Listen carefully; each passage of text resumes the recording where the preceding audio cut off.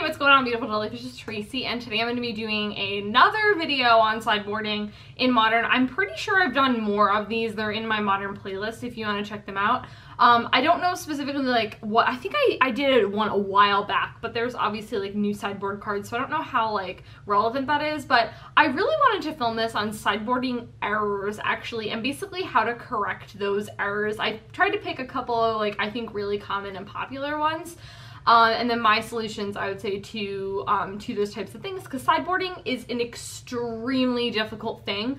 It's very difficult to take cards out and then figure out what cards. It's sometimes in certain matchups it is very easy to be like, okay, these cards are really bad, but like a lot of times in matchups, like I feel like this with Grixis Control, I'm like, I have no idea what cards are bad in this matchup because my kill spells are all viable, like all that kind of stuff. Like if I'm playing against Tron, like my fatal pushes are like horrific. Like obviously I take those out. That's not gonna hit like anything.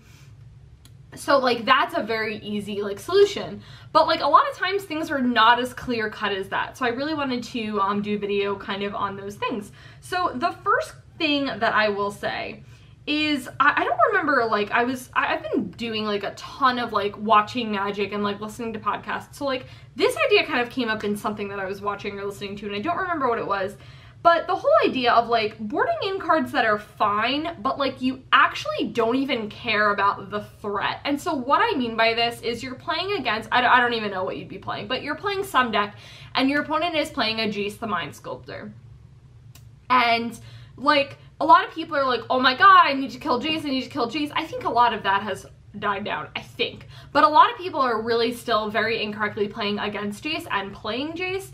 And so pretty much like what someone will do is be like, I have to kill Jace, I can't deal with him, like whatever, whatever. And so they'll bring in a card like Pithing Needle to stop Jace. Now, Pithing Needle is one of my all-time favorite sideboard cards, and it's a great card. However, in a matchup where you are overrunning with creatures, or like you play like lightning bolts, do you honestly really care about Jace?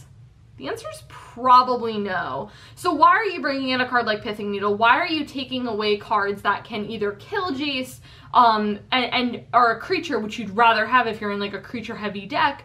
Why are you bringing in a card like Pithing Needle when it's like you don't really care about the Jace? Or a lot of times, and I've seen this with Jace too, you can just not even care about him and just swing at him, and you don't even need to bring in a sideboard card with him.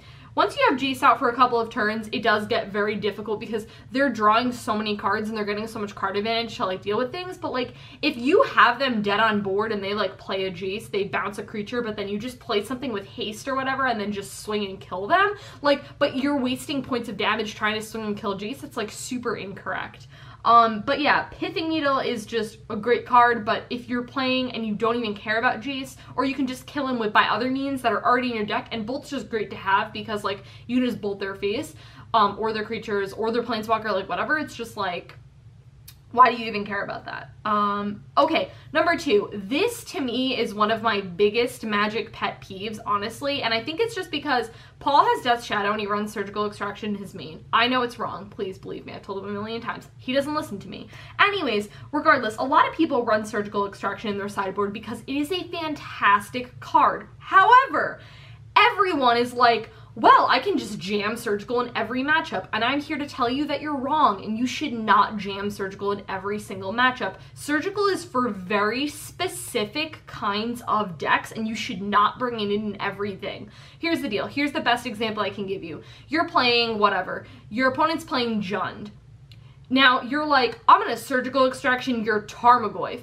Okay, that's great. You've just gotten rid of their 5/6 or whatever from their deck. That's awesome. However, you're just gonna die to a Lightning Bolt, or a Scavenging Ooze, or a Bloodbraid Elf. So ultimately, you're not really helping yourself by Surgical Extracting that. That is not a matchup you should bring it into. However, the right thing to do is to bring in Pithing Needle, to bring in Surgical for combo-based decks. If you're playing against the Ironworks combo, this is a great time to bring in Surgical Extraction. Really great. If you get rid of their Ironworks, it is very difficult for them to recover. Stop thinking that Surgical Extraction is literally a fix for everything, because you're wrong. It's fine, and like literally, if you Surgical their their Goyf, you're like, oh, this is good. And you're right, it's fine. It's just not amazing. And why are you wasting a sideboard slot on like that, something that could be something else? Or you don't even have to sideboard at all. Like, I think the ultimate thing with sideboard is like, you don't want to bring in like 15 cards. You probably want to bring in like as few cards, I would say ideally, as possible, if that makes sense. Okay, and that actually is a really good segue into my third point, which is thinking you have to sideboard in so much when sometimes you actually don't need to. This actually kind of goes back to the first point too, is that sometimes your matchup is just fine and like you don't really have to like bring in cards for your sideboard, or sometimes you just don't even have a lot of sideboard cards for that specific matchup. And again, sometimes because you just don't need to, like, your matchup is already fine, and it's just like, why am I bringing in more cards to try and like kill this deck that I'm already going to be winning against, pretty much. It just kind of seems like a waste of space in your actual deck. And especially too, like, you know, your base deck, like when you build a deck, like you're not, at least for me, I don't really think about the sideboard. Like, yeah, I'm like, okay, I want to bring in these cards. I'll probably have these cards in my sideboard, but like my ultimate thing is my deck's gonna function great with the 60. That's the goal, right? And so if I have like sideboard cards, like then I'm disrupting. Even if I'm not a combo-based deck, it doesn't matter. Combo is another another story that is like super hard to sideboard in and stuff. But it's like you don't want to disrupt your perfect synergy going because you may have anti-synergies in your sideboard, and that's not a really good thing to do. Okay, number 4, this is actually, I think, one of the the toughest parts of sideboarding is keep in mind what your opponent is sideboarding in. So it's like, not only are you like, okay, I'm focused on mine and all that stuff, but I'm like, I have to think now ahead, what do I think they're going to be bringing in? Actually, really quick story. I was playing against one of my friends, Steven, he's one of my control buddies, I would say, because he's on Jeskai control and I'm on Grixis control. And, you know, we talk about control all the time and it's awesome. And so he was, and I'm really glad that I learned this now versus like in a really big competitive tournament. He's on Jeskai, right? So he brought in Rest in Peace. So my head is, I'm like, oh, graveyard, like I need to bring in like my spell bombs, my Nihil spell bombs. And after that matchup, I said to myself, I'm probably not gonna do that. Because yes, their graveyard matters, but like if I'm playing against blue, white, or Jeskai in my head, they're gonna bring in Rest in Peace. I just know that. There's literally no reason why they're not gonna do that. So I'm not even gonna waste my slots bringing that in. Why would I waste 2 of my slots, which it's kind of hard to take out cards in that matchup anyway, because a lot of my cards are already just good against, or fine against them anyway. So that's just something to keep in mind. And I learned that and I was like, okay, sweet, whenever I play against another control mirror, I'm not even gonna bring this in because they're gonna bring in their mass graveyard removal. It's just wasting slots in my deck pretty much, which I think is a really sweet thing. This is my last point, and I believe my most important point that I think a lot of people don't understand. And I'm gonna try to explain it in a way that it works in certain decks and it works in certain, we'll just get into the point. It makes more sense. Okay, people who think that your sideboard cards are going to be so detrimental that you're just going to win. This is one of my big issues, I would say, with Magic anyway, is people who get over cocky, who think my matchup is so good there's no way I could lose. And I'm here to tell you that you can have a great matchup and you can still lose because of your cockiness, because you think there's no way I can lose regardless of what I do. Like, I can play poorly and still get my end result of winning. And sometimes it does happen, but like I just think cockiness is a downfall. So what I kind of mean by this is a lot of people look at a card like Blood Moon and say this hoses Tron. And I would like to say that in the right deck, yes. Example, Burn vs. Tron. Burn kills Tron. They just do. Because Tron's all like, I'm gonna do this, and Burn's like, I don't really care, my cards don't really kill your creatures, and I don't really need to, or I run like Path to Exile for your Worm Coil engine, and it's like, okay, if that's the threat, but like, I just have all these bolts, I'm just gonna deal damage to your face. I don't care. So Burn already has a really good matchup against Tron anyway, but Burn runs typically Blood Moon in their sideboard.